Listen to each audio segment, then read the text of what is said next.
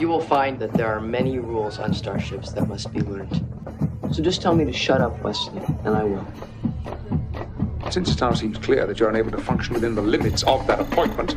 Not if I have a choice. That is enough, Hanson. When addressing a senior officer... I've guided his training, sir. I'm the one at fault. You will show the proper respect. I will accompany you down there to make certain of it.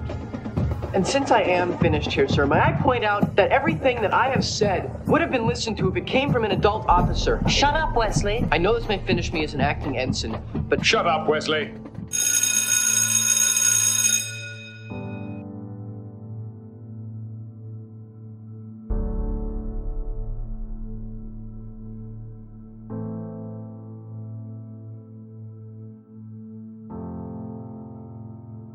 I wonder which of them was made first. He was. I pledge to be worthy of your teaching, my brother. Try not to be jealous of my abilities. This being a Dr. Soong's work area, our beloved father. Good old often wrong Soong. A joke, brother. Dr. Soong made me perfect in his first attempt, but he made me so completely human, the colonists became envious of me. Do you realize, brother, I can help you become more human? And you, brother, are beginning to think as a human. You and I are completely different from them. Lesson number 1 in becoming more human. You must observe all human customs. I toast our discovery of each other. May it fill our lives with new meaning. And let us toast also Dr. Soong, who gave me the full richness of human needs and ambitions. A perfect match. And let us toast also the great crystal entity with whom I learned to communicate.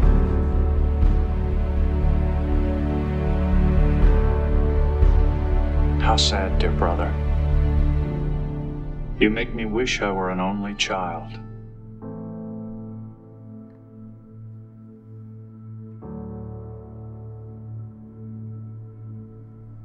Hello and welcome to episode 13 of Next Generation's First Generation, a Star Trek commentary podcast where we remember what it was like to be kids and watch Star Trek in 1988. I'm Patrick Delmore, and with me tonight we have a rogues gallery of commentators. To my left is my regular co-host, Mr. Sasha Shouties. Hello, everybody. To my right, first timer and turned 2 in the last months of 1988, it's Alex. Say hello, Alex. Hi. To my far right, the man who makes everything you see online possible with this show. He does not get enough credit. It's Matt. Yay. Hello. Woo. Hi, Matt. Woohoo. Well, this is a really fun episode, folks. This is an origin story for Mr. Data. We believe that this is the second or third origin story in the series, which we'll kind of talk about in the commentary. So this is a watch-along podcast, so we'll just give you a quick countdown, 5, 4, 3, 2, 1. Push play on your favorite device, and you can ride along with us. 5, 4, 3, 2, 1. There's the Enterprise with the captain's log. Does anybody else think it looks like a weird alien? The ship itself? Or a hammerhead shark when you're Yeah, I from can the see front. hammerhead shark. One thing I did notice is that they really like to zoom in tight on the ship, so you could almost see just small sections of it rather than the wide angle. I forgot about LeVar Burton. Yeah. He's a handsome man. Oh, no, I saw him on Reading Rainbow when I was a little girl all the time. We watched PBS every single day. and I saw him after this, and I'm like, holy shit, he's on a sci-fi show. I know. Mind blown. Oh, Data. Trying to go through his School of the Humanities. Has now fixed the waist on Wesley's rainbow shirt to kind of have a Flash Gordon vibe almost. This is gonna sound really bad, but is that Will Wheaton? That is That Will is Wheaton. Will Wheaton. Okay, because I've only seen him on Big Bang, and I can kind of see it in his eyes a little bit. Also, you're not familiar with the young Will Wheaton. No. Oh, did you ever have an opinion of the character? No, because I didn't get this far. Data, I remember. Worf, I remember. Shoot. That's Tasha. Let's see. Worf's wife. Oh, yeah, she comes up in season 2. Yeah. Oh, and the captain, of course. Yep. Jean-Luc. Mr. Pickard! I'm a huge X-Men fan, so he's like my total... I wish he was my grandfather. He's so awesome. I wish I was your grandfather too, Alex. Because that's not creepy. Sorry, here goes my inner girl. So to the people who are listening and not watching, they are at Data's home planet. And so Data's just kind of on the bridge as a tourist, seeing the ship go into orbit. They're having small talk about home sweet home.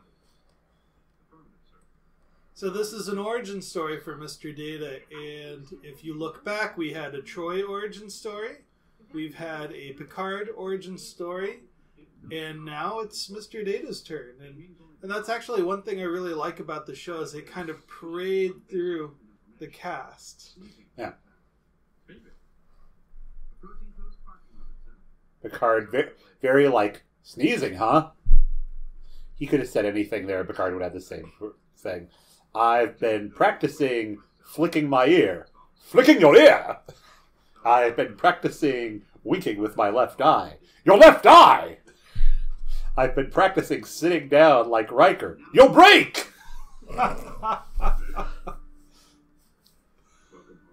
Oh boy. I wonder what would a Data meme would look like. If Data just sat down and wrote 10 or 15 memes, what would those look like? Do you follow Data on Facebook? No, I don't. You should. It's really funny. Data's got a Facebook page. Okay, so here's our opening credits. Because they're robots. Identical robots. They walk alike, they talk alike, sometimes they even... robots. Damn it, now I want to watch Identical robots. It's really funny that you sing that song, Pat, because the original premise of this episode was that it was to showcase a love story between Data and a female android. Huh. And it was actually Brent Spiner who pitched the idea that they should have the evil twin. And so thus, spoiler alert, they came up with Laura, the evil brother. This is, of course, directed by Rob Bowman. That's stories by Robin Lewin and Maurice Hurley. Teleplay by Robert Lewin and Gene Roddenberry. Ron Jones is our music composer here. The original air date was January 18th, 1988. Right after my 6th birthday. I'd been 6 for 4 days. Holy smokes. I was a ripe 9-year-old. And I was looking forward to the Martin Luther King Day holiday right about this time. I actually vividly remember it. One of the creators here of... so when Gene Roddenberry was writing this episode and they came up with the name of the creator for Data, Dr. Sung, it was actually a name... after a friend when Roddenberry was in the Second World War. Did I know you back then, Patrick? No. I don't think we knew any of each other during the Second World War. No. Matt, you and I met in 1989, so in the fall of 1989. Okay. So it's not a show until you put some dead trees on a stage. Yeah, this looks like the same Planet Hell set from The Last Outpost and Hide and Q, and that's right. They just changed the light bulb, and they moved some crystals around. So The Last Outpost had these really large crystals. You know, and Hide and Q wasn't too far along in production from this episode, so I bet you they just left the stage up. Yeah.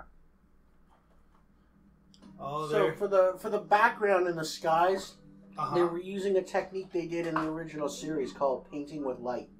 Yes, that is correct. Instead of having to paint a new skyline, they just flash colored lights up there to simulate different atmospheres. I like this set piece of this big piece of rock here. This looks really cool. Very kind of Raiders of the Lost Ark on a budget. And they've got the creepy music going on. Yeah. So we're looking at the location as to where Mr. Data was first discovered. I wonder, was Data naked or clothed when they found him? I am assuming he was naked. Yeah, I'm sure he had some Unitarian jumpsuit like every other standard colonist wears. So they're investigating this cove where Data was found, and Geordi's magic eye can see right through the deception. He's saying that this natural rock face is actually artificial. But you know what gave it away before the Geordi's magic eye? What's that? The staircase they all walked down to get to this cove. That was obviously chiseled out.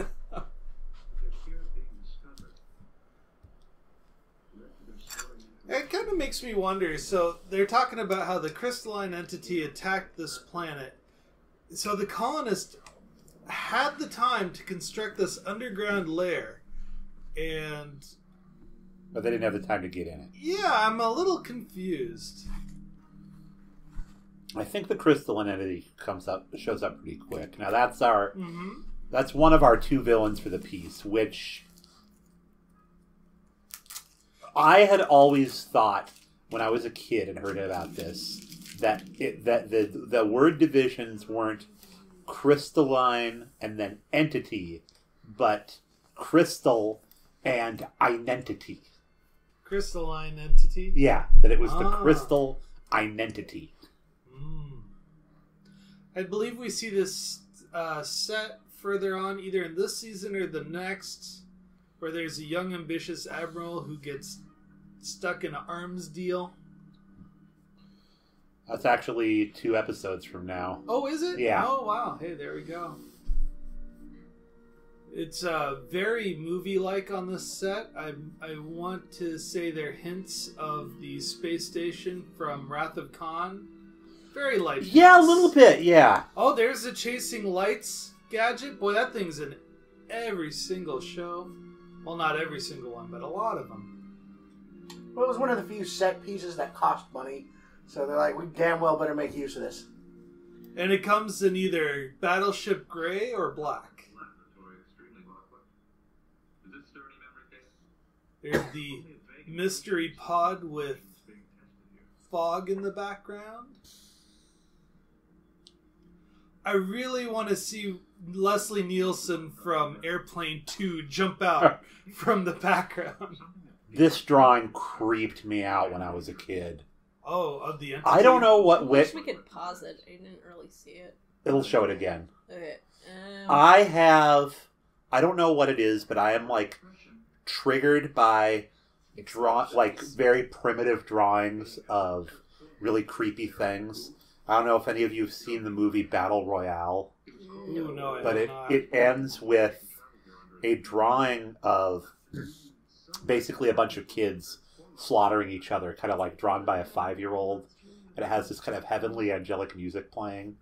Just because of that one shot of the movie, I don't ever want to watch it again because it just put me off to such a. How crude does it have to be? It's all in the presentation. Really? Okay, here's a secret tip. Draw with your non-dominant hand and it will look like a child's drawing.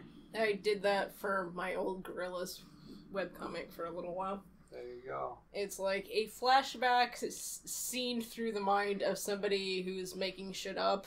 So you draw with your non-dominant This irritated me to no end. So they open this thing up, and Data gets this piece of plastic out, and for whatever reason, Riker, who really knows nothing about what goes on here, just begins a bunch of wild suppositions about what the thing is. Why is it upside down, too? Yeah. I think just about everybody could fit into that molding there.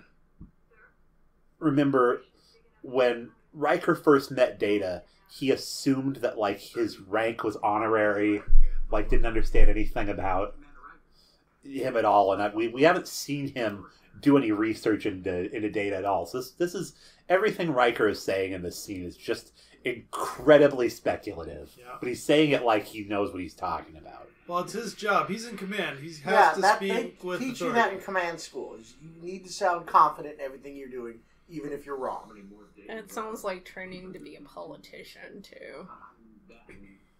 Now, it's really funny because the crew don't really treat Data like a person until just about when Dr. Pulaski shows up, because she's the one that really challenges his sentience, and there's even a whole episode about his rights as an individual. There's a shitty. couple, and she's just kind of a bitch to him. Yeah.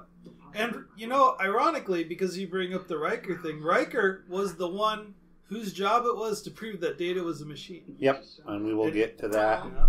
when we get to that. But for the moment, Data is holding a head that is identical to his own. I don't know if he made the acting choice or if it just...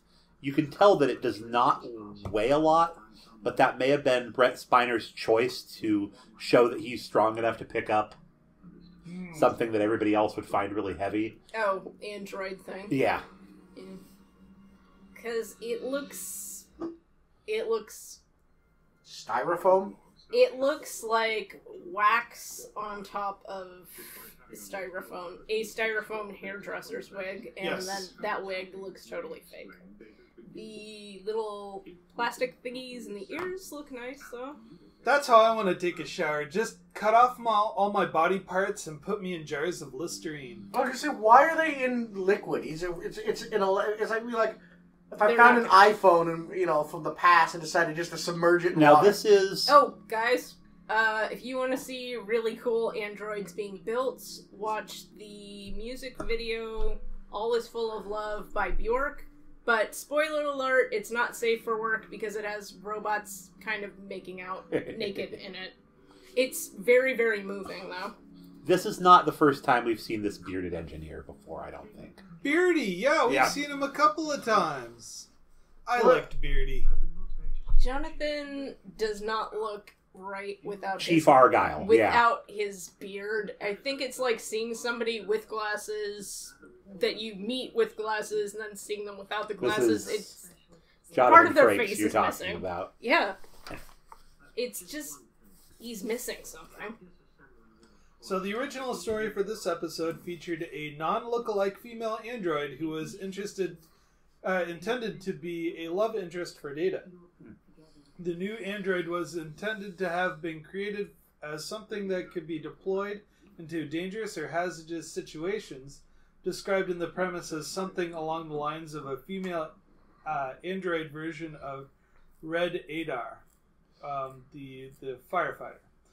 So she's supposed to fart fires? I've never heard of Red Adar before. Neither have I. So I'm reading from Wikipedia here. I'm kind of cheating. I don't memorize a lot of this. Matt, you seem to know things about first response. Have you ever heard of a Red Adar before? I thought it was one of those, one of the primitive drones they used for hazardous situations. Okay.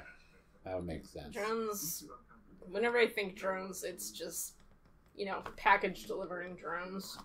So, real Packages drones. of death. Yeah, just little flying machines. They originally wanted to say that Data was created by an alien race. Huh. And then that idea was dropped. And Dr. Sung was added. Well, if he was created by an alien race, why does he look so human? Well, Star Trek says everybody looks humanoid. 2 arms, 2 legs, a funny nose. Oh, that's a good point. All the ones from the 60s, they're always alien chicks with green paint and big hooters. Oh, I've got a funny story about Not the that green... isn't funny, but... Can I tell a TOS story really quick? So, What's TOS? The original series. Oh, okay. So they had an episode where they had an Orion slave girl. Here's your pictures again, Alex. There's a picture. Oh, okay.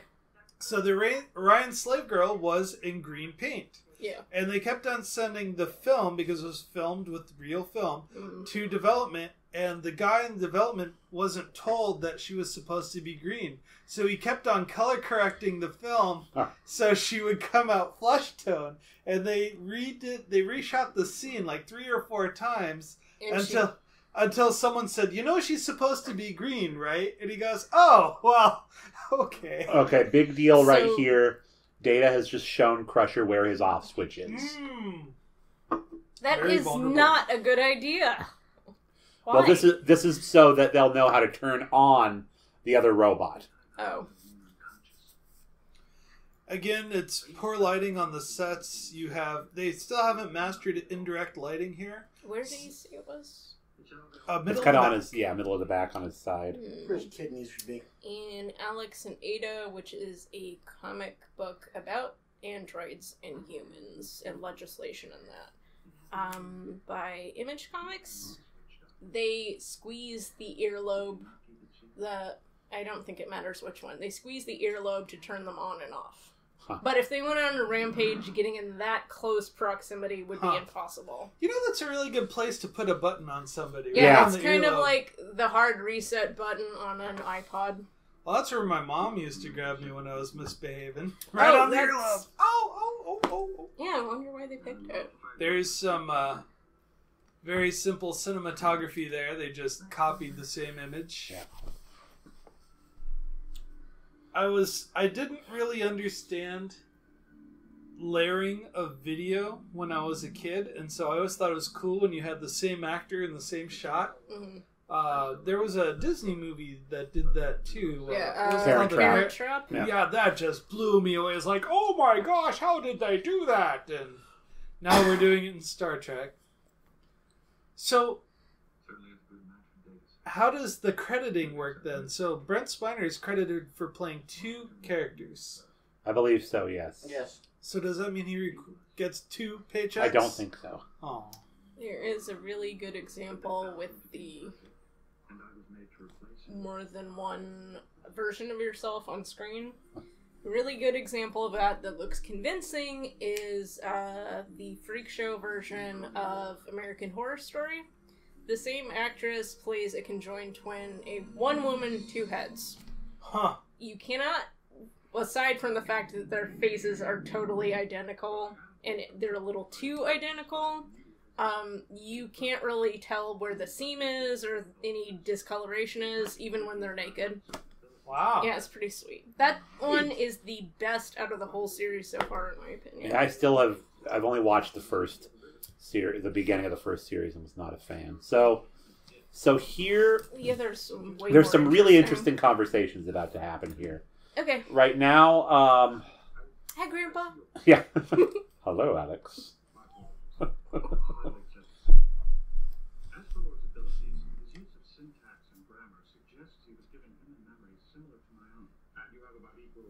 So this is interesting.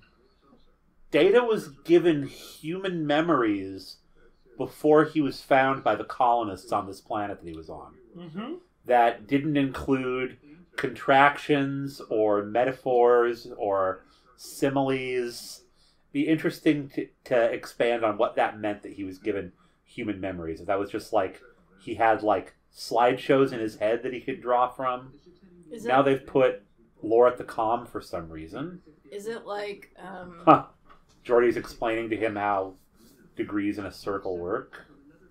First aid is only like this little square of stuff that can save your life if used properly, but it doesn't work out in the long term. Maybe it's just like his default that doesn't include all the social graces and complicated. So Riker just made a scarecrow from the Wizard of Oz? Wizard of Oz joke where he asks, but he does it correctly. He asks about the sides of a right triangle. In the movie, the Scarecrow says, isosceles triangle, and gives the formula for a right triangle. No. So is Data the second established as the second in command of the ship? He right is, here? yes. And Then why were they so shitty to him? yeah, seriously, I mean, if this is the third guy in the chain of command on this ship, you think they would give him a little bit more respect? Because he's actually built to really care what people think. Yeah. Like he holds as much authority as people want to give him in a given second. The rest of the time, he's actually trying. He's trying to please. He really it really matters to him that Wesley and Geordi and Riker think of him as human. As third officer, that would only take effect if Riker was incapacitated. It's not a duty thing he does. He'd be the same as any other lieutenant commander on the ship. Oh, gross. What? So Data and Laura are talking about Wesley, and Laura's like, he's a child, and Data's like, he has a child's body, but he's been found to be much more. Ew. We're not going to think about how they found that out. Oh, I thought you were talking about how I his really nipples want a are very refund on that prominent 30 in that shirt. seconds, please. Yeah. I'm like, it must be cold in there. Yeah. So, Brent was saying that he really liked playing other characters on the show because he felt so locked in as Data. So doing the Sherlock Holmes bit, or doing the lore, or playing Dr. Sung, those were all characters where he could really kind of, flex with his acting talent. Yeah, I can see that. He's got a really creepy smile. I think it's the face paint mostly. Oh, yeah. Something is just really uncanny valley about it. I remember watching an interview where he was smoking, and that just blew my mind. I was just like, what the heck? I mean, he wasn't in makeup, but it was just like, oh my goodness. If you think that's weird, Okay, this is important. Okay, So Laura's sorry. asking about whether he will can just have a uniform like Data's. And Data's now telling his background. He spent 4 years at Starfleet Academy and then served 12 years on various starships, starting as an ensign. And Laura's now challenging him to think beyond being who you are. And it is tempting. I mean, he's saying you are capable of so much more than being an automaton in a military organization.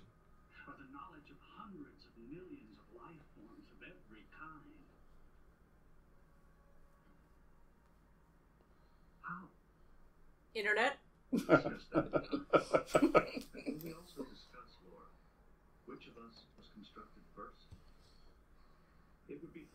Yeah, don't give me that shit, baby bro. I like their use of mirrors on any television show. Yeah, Laura has the ability to lie, which is something that Data cannot do. There's a nice shot on the eyes there. Yeah.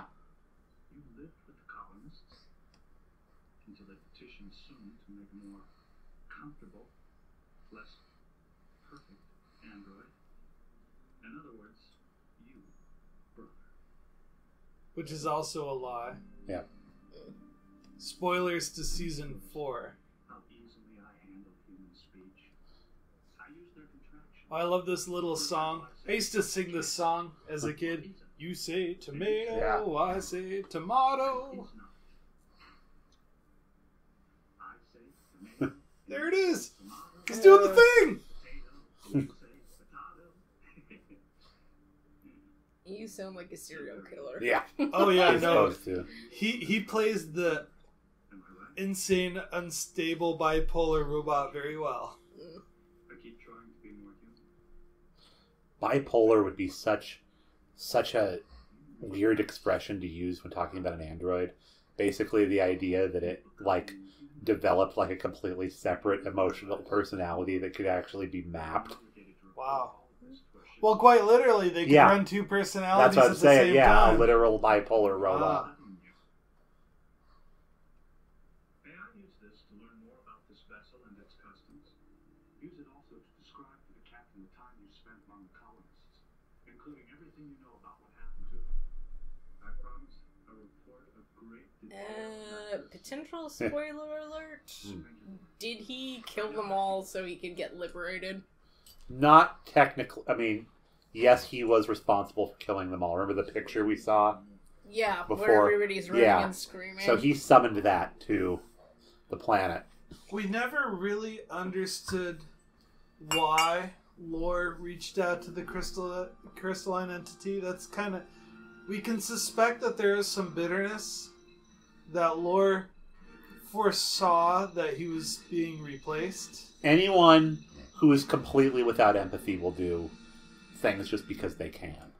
Doesn't that make him a sociopath? Yeah. So he's the guy who would buy a mouse and feed it to a cat. Yeah. Okay. People buy mice and feed them to snakes. True. Are you gonna watch them eat it? But you can't just go out and buy a bag of snake food. You can buy a bag of cat food. You can, but there are a lot of weird people out there that are like, okay, dry cat food, wet cat food. I don't believe in eating meat despite the fact my animal's a carnivore. I'm gonna give them vegan food. Oh, those cats get so sick. Yes, they do. And then Futurama gave a lion, they fed a lion tofu, and he's like, what's the other one? Oh, I saw this other thing. It's like, wine for your cat. But, what? Yeah, but it's not made out of actual grapes because those are toxic to cats. It's made out of beet juice so you can, like, party with your cat. Oh, God. I know. Sorry, Mittens. What else? Oh, I assume there are some people out there who are wealthy enough to give their animals, like, steak or a fish or something rather than processed cat food. Really interesting exchanges is about to happen. Okie dokie.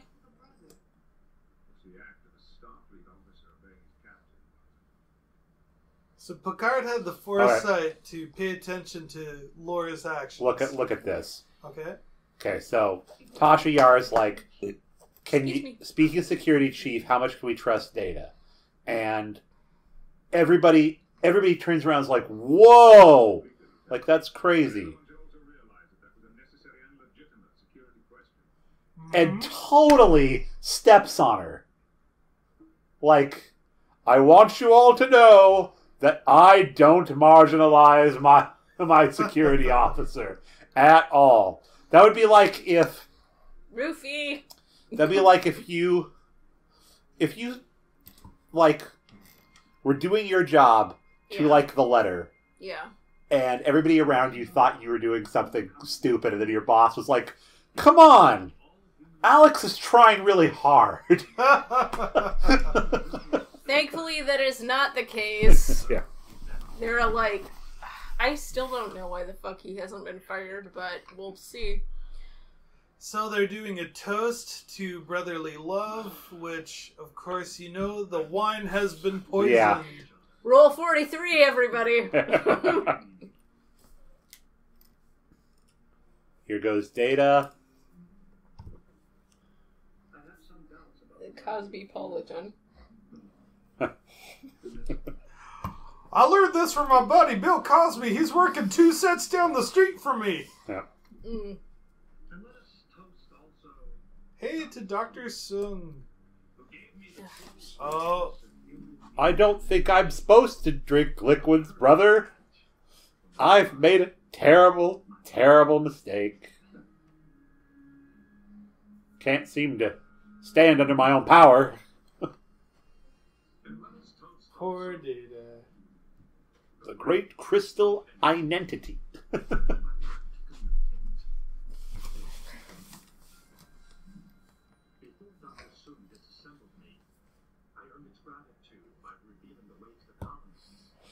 Also, I broke that thing you have that's able to record human speech. So you can't play this back and use it against me. Yeah. Are you familiar with audio tape? Yeah. Another Futurama reference. Damn it, now I want to watch that. Which could be disabled using something called magnets. Which is actually how I'm going to bring the crystal identity here. Magnets. My little they did. Cocker Spaniel dog check. Look at him skip. Oh my god. And then this guy like grins like, look at that kid skip. That's our security officer guy. Yeah. I still gotta get his name. I cannot take him seriously with that god-awful rainbow sweater. Oh. He just looks like such a 1980s douche. You gotta see him. 1970s douche. Hey, Data. No, And now it's being shot Wesley. like fisheye lens. Shout out to Mrs. Sasha. Everything's better with a fisheye lens. And Homestar Runner. He's like, did you just wink at me? They did a whole song about fisheye lens. That's a great perspective. So, an old TV trick is if you want to establish that something's not right in a scene but not come out and say it, you just play with your lens or your angle or your lighting. So that's not a straight-on shot. It's a rounded lens. The lighting isn't straightforward, but when you look at Wesley, everything's normal. And you got Wesley, to accentuate what they've done with his tunic. Is walking with his hands behind his back. Will Wheaton had a lot of issues with the costume designer for the show. I don't know if he was told to walk that way just so that the guy could show off his great shirt, but This is a It's all cool little goofy. trick here. Yeah. So he's transferring his nervous twitch. to Data. That's Data on the floor. And Laura looking at himself in Stroke the mirror. face. I hate those. I know things are going really bad when I start getting a facial twitch. You need more potassium. I only get them in my eye, but that's only after coffee. Really? Potassium? Yep. Yeah, when you get twitches in your eye like that. That's too much caffeine. Yeah. Ah. I've heard it's not enough potassium. It's like If it welcome back to the old more wives' than a tale few days, podcast. it's probably In a few minutes, we'll tell you how to make a poultice. That sweater sucks ass. Oh my god. Oh no, his salmon pink sweater is also pretty good. Not that it's a problem if guys wear pink. If Wesley you want to wear pink, go for it. has But been there acting are ensign unflattering for shades of pink. quite a while. Totally are. Sorry, I didn't mean to talk over you, Alex. It's okay. Keep going. I was going to say Wesley has been a bridge officer for quite a while now, or has rather been stationed on the bridge for quite a while now, and has never established whether to call his mom or doctor while he's on the bridge. Hang on. So I Is always thought it'd she be his neat. mom? She's his mom. Yep. Okay, I did not know that. I always thought it'd be neat if you had Michael Dorn do a Will Wheaton cosplay. That would be funny. So a Klingon dressed up in all of Will Wheaton outfits. It's kind of cool. Your dead silence. It's kinda encouraging. I love it. I think that's due for some exploration. Zip. So it is cold in space. Zip. There's a big snowflake. That's CGI That's too. what I was thinking. Yeah. I thought that was beautiful when it came out. Yeah, this It's looks changed really quite a shitty bit now. in the enhanced version. But this is what it looked like originally. We are watching a DVD from before they HD'd it up. That looks like a graphic from the N64 version of Star Fox. Now it's funny because previously, if they wanted Geordi to get a good look at something, they wouldn't have him look at the view screen. They would have him go to the observation lounge and look at it through the window. Now he's just looking at it through the view screen. That sweater. Shut up, Wesley. Yeah. Oh, this is that episode. Wesley, stop being racist. Yeah. No, this isn't the Shut Up, Wesley, is it? Yes, it is. He has a punchable face. Oh, yeah. Oh, we gotta hear it. Yeah. They're gonna mount this kid until he submits. Get over here. Now. That's what I do when I look at my dog. Like, you chewed that? Over here. Now. Snowflake, snowflake, snowy, No. snowflake. Shut Up, Wesley was To Boldly Go. No, it's in this episode. The Kinziski one. No, I'm positive Shut Up, Wesley is this episode. This is horrible. I do this to my PC sometimes. So he's going to lay down and turn Data on and off a few times. It'd be funny if he had a boot sound. Dude, not cool. Yeah. That is so dirty. An Android diabetic shock. And yeah, and he's talking again about, you know, this record function that He's going all Kermit on it. basically, and they do get into this much later on, that anything that happens in Data's presence, they have an exact audio record of. This also really got me. Not that he's kicking him, but you start to see the inside of Data. Yeah, he literally cut the skin on it. I love it when they cut Data up and you get to see the insides. My favorite Data scene, though, is during a dream where he opens up his chest. There's an old-timey telephone in there. Yeah. That's several seasons away. Oh, yeah. Okay, here it is.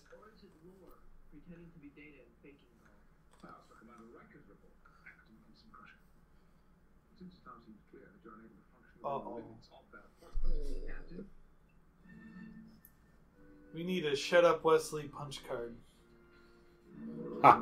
Yeah, oh, what wow. does this actually do? They got rid of that video effect on the HD version, too. I think they replaced it with a contemporary shield. Yeah. Shut up, Wesley. Tasha, update the ship's pool. Yeah, that just looks like burlap.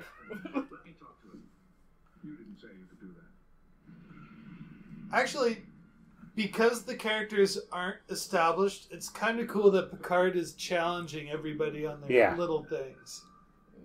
I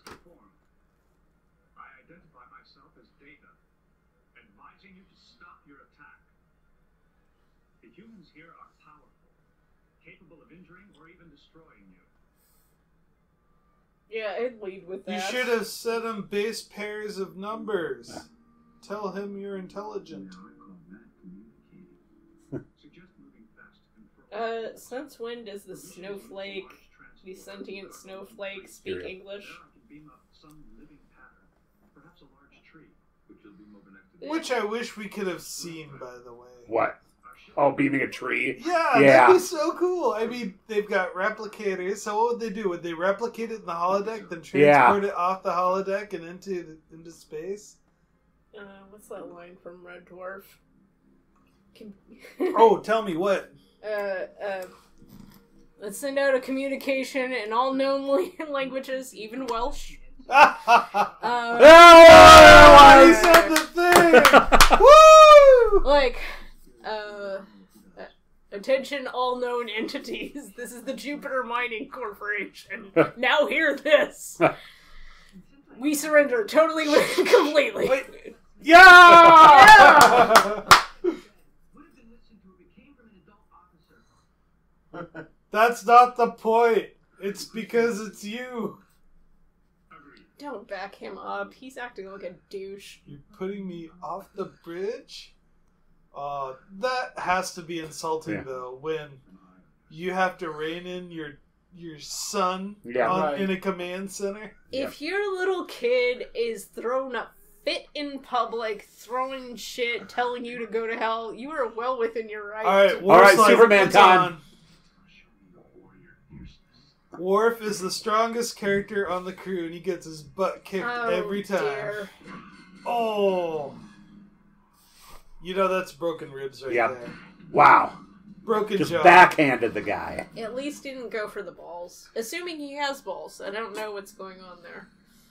Now, it would have been really fun if Lore turned off the safeties in the turbo lift, and then, so when the turbo lift moves fastly, you're thrown about with G-force.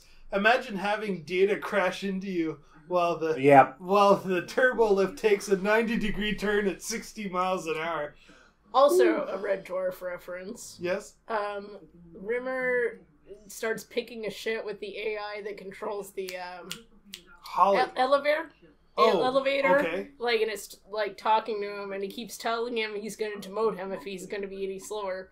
Tells him he's going, if he promises he's going to get him there in a more timely fashion, we can have you transferred to the nice glass elevator over in Sector whatever. He does not keep his promise. He's like, oh yeah, I've been meaning to call you back. And he knows what? He's like, you know what? Your nice new android was kind enough to fit me with, nuclear capabilities. Oh, jeez. So I can pretty much get up there at the speed of light. Oh, no. And he just flattens the guy. Oh, no. All And right. I think that's the most recent version of Red Dwarf. We are at Robot versus Robot. Fighting in the cargo bay. I don't know how. I don't understand why Wesley and Dr. Crusher decided that Data was actually Data in the crew quarters. I don't either. What I don't understand is why she's waiting to shoot him. We know he's evil. We know Yeah. he's really capable. Just shoot Well, him. this is a trope. This is a 1980s woman with a gun trope. Really? Women almost, unless they were like a Soviet spy, almost never fired a gun. They would hold the gun out and say, I have a gun and I know how to use it, or if you come close to me, I'll shoot you, and then the gun would get knocked out of their hand, or something. They Yeah. did the same thing in the Ninja Turtles movie Yep. we went to go see. Yep. April holds up the sai, she's gonna stab somebody with it, and they knock it out of her Yep. hand with like one thing. I mean, sure, she's a civilian, she can't do much with it, but you can still stab a guy in the thigh or something and let him bleed out. I vividly remember Laura shooing away the doctor with the phaser. I thought that was great. Yeah.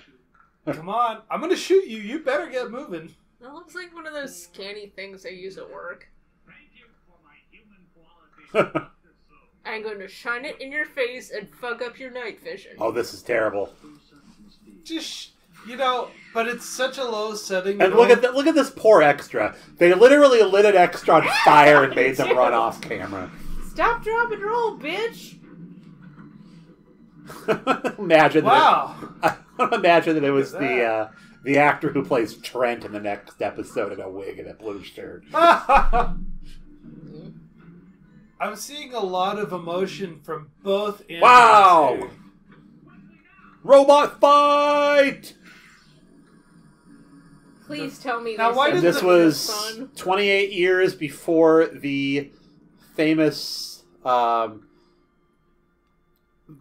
blast that gets frozen in Star Wars The Force Awakens. Oh, not what I was Would have been thinking. cool to see. Everything's fine here, guys. What is it? You can leave. Was gone, Starship sir. Troopers. Permanently. He's been What was it? terminated. What was that Star Trek parody? It's merely a flesh Hug, wound. hug my son and rub his back and smooth his hair. And there goes the Snowflake entity. Oh, away. For some reason, they don't hunt it down. Which is another Yep. season 5 episode. Yeah. Well, it They didn't go really Snowflake They're gonna regret hunting. that. do anything. It's just like, hey, I'm gonna bump into you. Hey, I'm leaving. Well, the great thing about The Next Generation is that the show went on for so long, they could actually tie up loose ends from previous episodes. I really like what they did with the reboot of Tasha Yar as the Romulan commander. That was a lot of Yep. fun. That was a far-reaching storyline.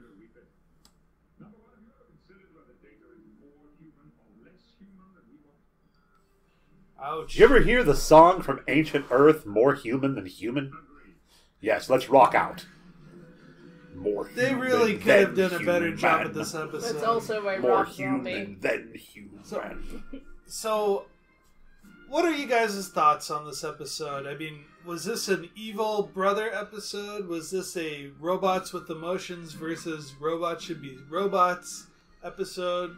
I mean, what was the point of this? I'm It was surprised an origin. they- It was a Data origin episode. You hit the nail on the head originally. Okay. It was to give us a kind of a grounding for where Data came from, which gets used a lot later on. I mean, this isn't a throwaway episode. This is like one leg of a tripod of setting up what Data's going to be and where he's going. So you would definitely keep this in your inventory of must-watch Yes. TNG. Yes. You would have to couple it with other episodes to get the full arc, though. Yep. Okay. So, It's not one of the best episodes of season 1. So how many Noonien Sungs would you give this out of a possible 10 Sungs? Out of 10? Yeah. 4. 4 Sungs? Yeah. Alright, how about you, Matt? 2 or 3. 2 or 3. Alex? I'm not really familiar with Noonien. He's the guy that built Data. And he's also played by the same actors. An old man in a like a Doc Brown wig, basically, and kind of talks like a witch. Okay, what are we judging, though? We just want to judge the quality of the episode. I would probably give this... The episode itself, technical aspect, was pretty terrible. I would only give it maybe a 3 or a 4. But the story is gold. And I want to keep it there. So, character building is important, especially when it's semi-main characters, so between 3 and 5. Probably not as high as 5, though. There we go. Yeah. I'm surprised they didn't do the 80s trope when they're dressed exactly the same and then they fall, then they swirl around on the ground and they're like, shoot him! No, and shoot then you him! don't know who it is. Yeah. Kill us both, Spock! Yeah, that whole, what is it? King Solomon kind of crap. Yeah.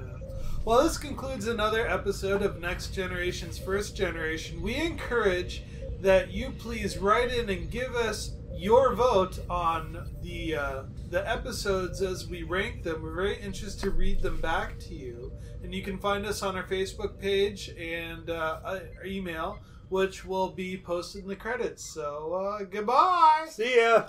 Why am I introducing this? So, you're the guest. So, Sasha, what is Star Trek Hi, Next I am the Generation? guest. So, Sasha, what is Star Trek? We're only in the first season right now, so there's a lot that's coming down the line. Seek us out at Next Generation's First Generation at iTunes, Google Play, and YouTube. Music credits include Vortex, I Will Never Give Up, Electric Car by Poddington Bear. Music heard in this podcast can be found at freemusicarchive.org. Audio engineering by Sasha Shouties. Chief Meme Maker and episode cover credit goes to Matthew Kirshner. Logo and graphic art design credit goes to David Clawwitter. And special thanks to Patrick Delmore for working with other podcasts to make sure the good word gets out. Do you have a podcast that you think people should be listening to? Send us your promos and we'll play them on the show. If you'd like to email the show, you can email us at nextgenfirstgenpod@gmail.com. I've been Patrick Delmore. And this is Sasha Shouties. Thank you very much for listening and have a wonderful day. Good night.